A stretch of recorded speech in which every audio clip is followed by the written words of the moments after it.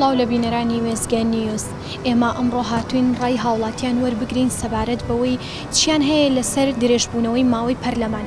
هەندێک پێیان وایە ئەگەر بێت و پەرلەمان ماوەکەی درێژ بکرێتەوە شەرعیەتی لەدەست دەدات. هەندێکی تریش پێیان وایە نەخێر بۆ بەردەوامبوونی یاساکان دەبێت پەرلەمان ماوەکەی درێژ بکرێتەوە.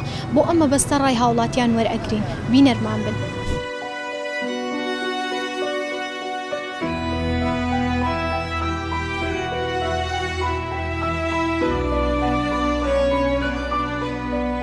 من وەکو خۆم بەندەکەوا بە هیچ جۆرە لەگەر درێژکردنەوەی ماوەی پەرلەماندا نیم لەبەرەوەی چونکە بەو پەر نایاسایی ئەڕواتن چونکە پەرلەمان ئەبێ هەر 4 سال زارێک کە هەڵبژاردن بکرێتن بۆی کەوا بتوانرێتن خزمەت بە کۆمەلگا بگەێنێن نەوەکو کەوا خزمەت بە دوو بنەماڵە بە دوو ئەتوانین برێن بە دوو کۆمپانیا بگەێنرێتن لەبەرەوە لەو پەر نایاساییدایە کە درێژکردنەوەی ماوەی پەرلەمان.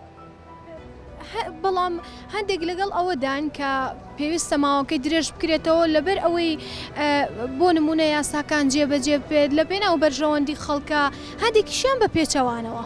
ئایا تاوەکوی ئێستا کە من پرسیار لە کۆمەلگا و لە ئەندام پەرلەمانە بەڕێزەکان و سەرۆکی پەرلەمان ئەەکەم لە ماوەی ئەم 4 ساڵەیە بابزانم چ کارێکی گرنگیان کردو چ پرۆژە یاسایەکی جوانیان نووسیوەوە کە توانی بێتن کە جێگای شانازی بێتن کە بۆ پەرشانازیەوەکەوە باسیکەین لەبەر ئەوە هیچ کارێکیان نەکردووە دڵنیاش دەکەمەوە ئەمانەی کە ئەڕۆنە ناو پەرلەمانەوە ئەبێ کەسانی مستەقل بێ کەسانی ڕازگۆ بن کەسانی دوور لەلایەنی ئەم دەسەڵاتانە بێ لەبەرەوەی هەتاوەکو خاوەنی ئەم ئەندام پەرلەمانانێکەوە ئەڕۆنە ناو پەرلەمان بەڕاستی پەرلەمانتاری دڵسۆز نین هی دوو بنەماڵن لەبەر ئەوەی ئەوان چیان بۆ بنووسن لەوە زیاتر دەسەڵاتیان نییە بە هەموو لایەنەکانەوە بەبێ فەرق و جیاواز.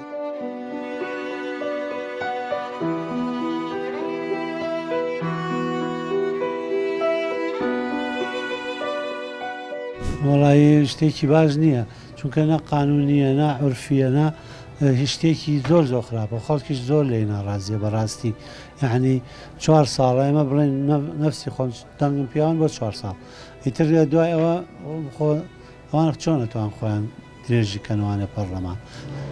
ئەوان پێیان وایە ئەگەر بێت و پەرلەمان درێژ بکەینەوە لە پێناو یاساکانە و لە پێناو ئیش و کاری خەڵکەوە چۆن یاساکان پار بیان کرا پێران بیان کردا ئەو کاتە بیان کراتەوە بەم ساڵش نایکەنەوە من پێ بڵێم حەزەکەی ساڵێکی کا گەرماین پێ دەڵێمەوە نایکرد.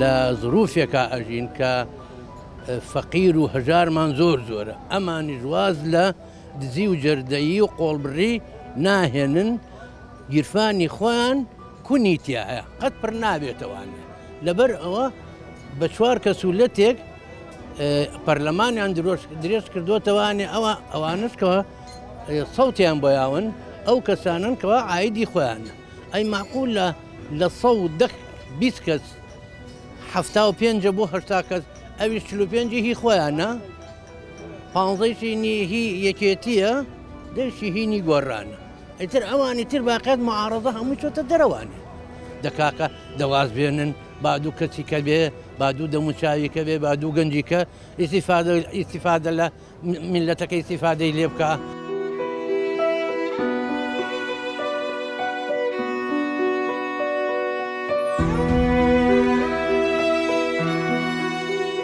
نەخێر لەگەڵەوە نیم و پێشم باش نییە چونکە هەر دەورە و بە دەوری خۆی باشتێکە و هەڵبژاردن لە کاتی خۆیان بکرێ ئەنجامی ئەمەش باش نابێت خراپە.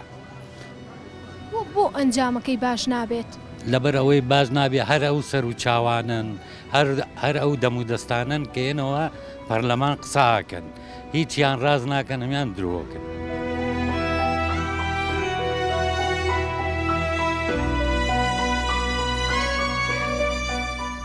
ئەوەی بینیتان و گوێبیستی بوون ڕای بەشێکی هاوڵاتیان بوو هەندێک پێیان وا بوو ئەگەر پەرلەمان درێژ بکرێتەوە ئەو موچەی کە دەیخەنە گیفانیانەوە حرامە تا بەرنامەیەکی تر و تەوەرێکی تر بەخواتان ئەسپێرم خواتان لەگەڵ.